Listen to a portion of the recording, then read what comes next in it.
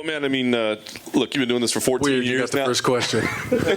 You've been doing this for 14 years now, but, man, sold-out arena, couple ranked guys up at the top of the division talking about title shots and stuff. I mean, still exciting as it was in the beginning, or is this just business? Dude, it's crazy I'm here. It's so crazy to me when you look at the road and where I started, and I don't know, it's crazy, man. To be on a big event like this, 2 title fights, packed with superstars, and still right there in title contention. We're close, man, so I'm excited.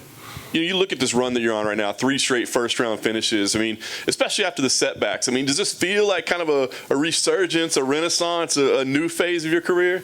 No, I'm just getting better. You know what I mean? When I think of resurgences, I think of, you know, when I had it and then lost it and tried to get it back. You know, I just think I'm getting better and I'm figuring out as I go. Always kind of been a late bloomer. You know what I mean? I've kind of grown up in this sport, and man, I made a lot of mistakes, done a lot of stupid shit. So I just think I'm getting better, and I'm just, you know, I'm maturing, I'm figuring it out. You know, I'm dealing with, you know, loss and heartbreak, and, you know, just figuring it out as I go. And sometimes I don't take enough breaks. I think that's some of it. Is sometimes I just keep fighting when I should probably take a step back, deal with my shit, and then come back in, and I just kind of fight through it all. Just had to get those first 50 under your belt. And then, yeah, man, now we got 50 out of the way. You know, I think we can probably start this career right now. Ankalaev, I mean, you know, obviously anybody at this point in the division is good, but you haven't seen quite as blown away with them as maybe everybody else is. Obviously, you're an analyst. I know you got to think as a fighter right now, but what is it you think that you see that maybe other people don't, that they, you know, are lauding this guy as a future champion? I mean, I guess my question is, what are they seeing that I don't? Listen, he is good. He is very, very good. I want to be very clear about that. I don't for a second discredit his skills and abilities. I just don't see anything super special. And you don't have to be super special to win fights at the highest level. Basics wins fights, and he's very, very basic. His approach is very simple. He makes no mistakes. He's never out of position. But he doesn't always necessarily do a lot to make a lot of mistakes. A guy like that, you got to get him outside of his box. The mistakes are going to be made when he's panicking, trying to get back in his box. And I think that's what I do best. You know what I mean? I create chaos. I get people out of their comfort zone. I take them to places that they don't like to be. And to be fair, I don't necessarily like being there, but that's where I'm the most successful, so we got to do it anyways. I just think that he's shutting people down, and I think that's really nerve-wracking for a lot of the guys in the division. And I just couldn't care less. You know, I'll go in there and I'm gonna do my thing, and I can fairly confidently say we're gonna see Ankalaev in a way that we've never seen him before. Is there anything, I mean, you fought the absolute best in the world. I think when you look at quality of competition, I don't think there's a question. But is there anything that you see that he does that either reminds you of something that's incredibly dangerous, or it's something that you haven't seen before? I mean, is there anything special or unique about this challenge? He's unique just in the way his skill set is put together. Each thing individually isn't anything new or different. He's really lead hand heavy. I really wish I could see a video of him signing his posters, because I would be absolutely shocked if he's actually left-handed, because he's so lead side heavy. He funnels a lot of people to his left hand, but he doesn't necessarily throw it that much. When he's got to check down and he gets uncomfortable, he does a really good job of staying on top. He's not super active there. I think even less so since the Paul Craig thing, just because I think he got a little bit outside of himself and got a little bit overconfident, and got himself caught. That said, I have a lot of respect for Paul Craig, so I hope if Paul sees this, he doesn't take this as disrespect. For what everyone expects Ankalaev to do to me, it's very shocking that Paul Craig was still around in the 3rd round to be able to do that. And I don't mean that in a negative way for Paul, but they're talking about him like he's the second coming of Jesus, and he's going to rip my head off my shoulders and feed it to the crowd. That's not a guy that should have Paul Craig hanging around for 15 minutes. You know what I mean? So, he was in a kind of a lackluster, I don't know, it wasn't super exciting with Thiago Santos. Like, he managed to make a guy like Thiago Santos boring. It takes a special individual to be able to do that. So I don't for a second discredit the things that he's able to do. I'm also not in the belief that Thiago Santos is the same guy we're used to seeing. So I don't know, man. maybe I'll figure it out on Saturday night. We'll see. As of right now, I just don't see it. Are you like almost embracing the disrespect a little bit? You know what I mean? Like, I feel like you're kind of coming in with a chip on your shoulder, and we always talk about like, hey, it's important not to go in there emotional. It's important not to go, you know what I mean? But it seems like to you, you're kind of like embracing having a little chip on your shoulder and having people doubt you. Is that accurate? Yeah, a little bit. I think if you don't really do your homework and really look into the details and the stats, you can miss a lot of things. Like, if you look at my record, my last 25 fights, I'm 20-5. 3 of those 5 losses are to guys that have either held the title or fought for the title. The other 2, one of them is Cesar fucking Fajea. How long ago was that?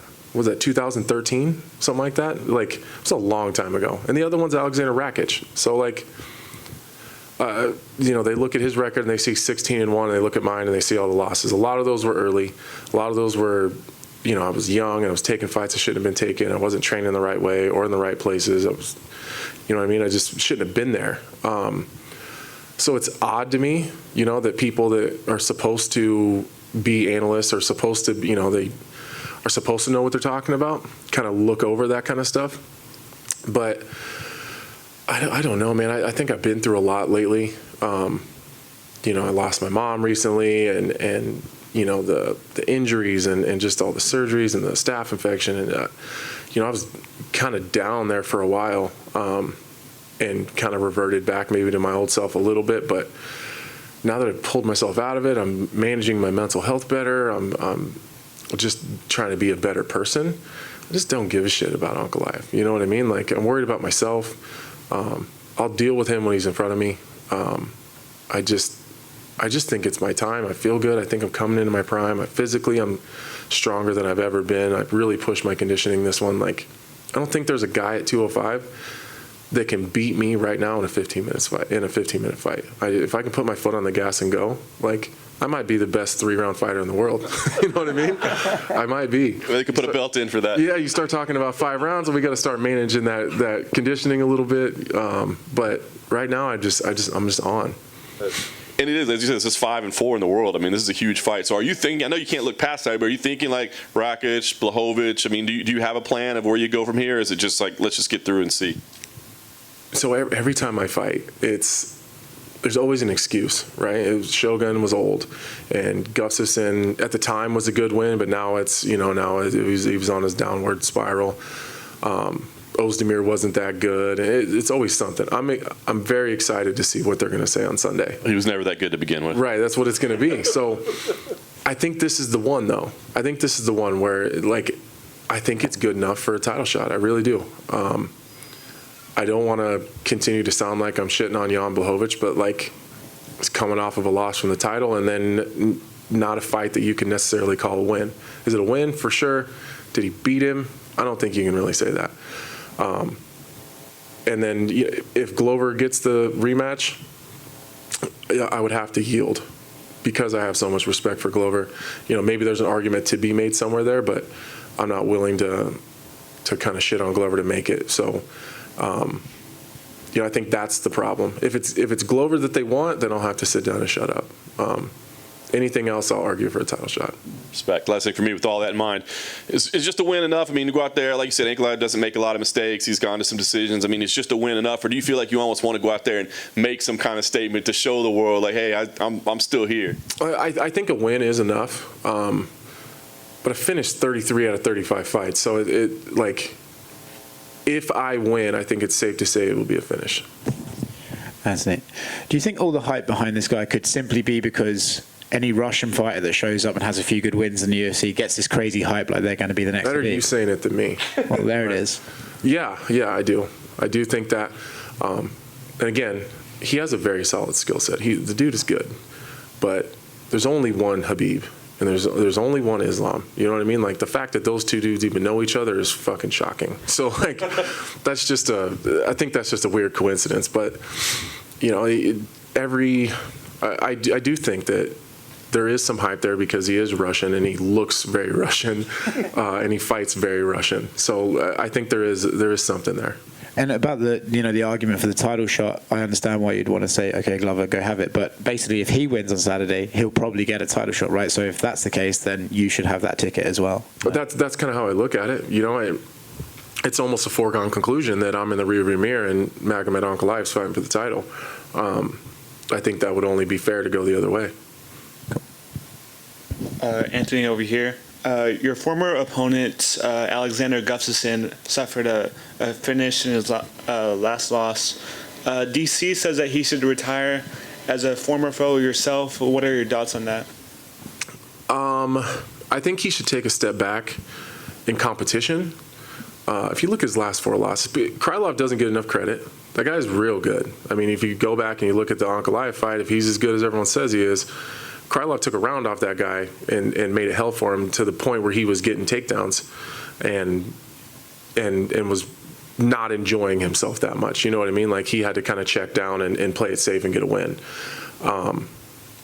So I have a lot of respect for Krylov.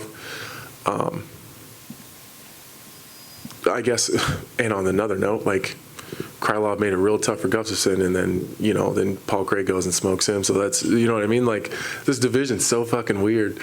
But Krylov's tough. His other loss is to Verdum. You end up on the ground with Verdum in any of those positions. That's just how it's going to go. That dude's too good on the ground.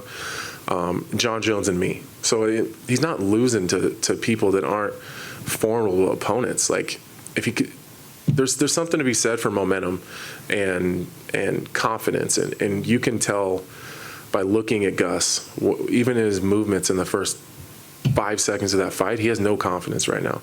So he took a step down and maybe got himself into a fight that was a favorable matchup. I don't want to say an easy fight because there's no easy fights here, but one that's just maybe fits his style a little bit better, where he can just go in and be free and play a little bit and play safer. I think maybe he gets 1 or 2 of those. Maybe we can get the Gustafsson of old back. But I don't necessarily completely agree with DC of saying he's done, his chin is gone. Listen, I hit that dude real hard, and his chin is just fine. Kind of going off of that, what did you make of Paul Craig's performance in this last fight? I like Paul Craig a lot. I really do. I've had him on the podcast a couple times. He's, me and Bisbing had him on. He's a really, really funny guy. I think he handicaps himself a little bit because I think we believe in his striking more than he does. Because when he decided to kind of say F it and really get into a striking exchange with Volkan, he did just fine.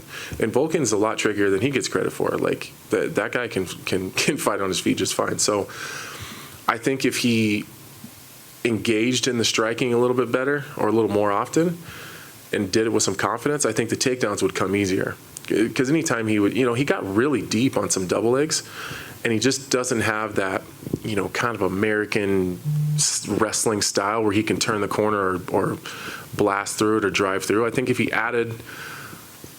just really, really focused on his wrestling with some high level guys and really fixed that hole in his game and then grew some confidence in his striking, Paul Craig would be really hard to deal with. But right now he's making himself one-dimensional almost on purpose.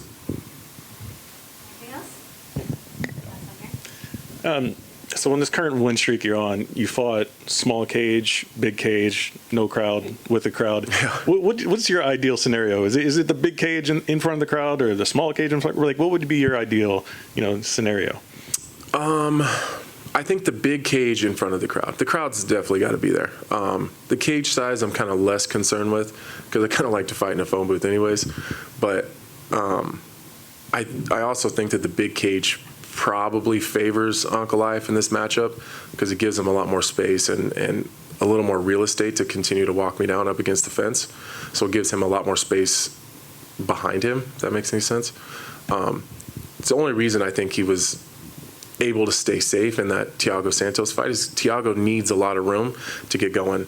And the smaller cage kind of helped him there because he got blitzed a couple times and I think he went down once and that's obviously the safer spot for him with a guy like Thiago. So I think here it favors him though. But the size I don't really care. I definitely need the crowd though. Gotcha. And how much does the preparation change for you? Because you're coming off of a main event, scheduled for 5 rounds. This one's obviously 3. Does the preparation change at all for you?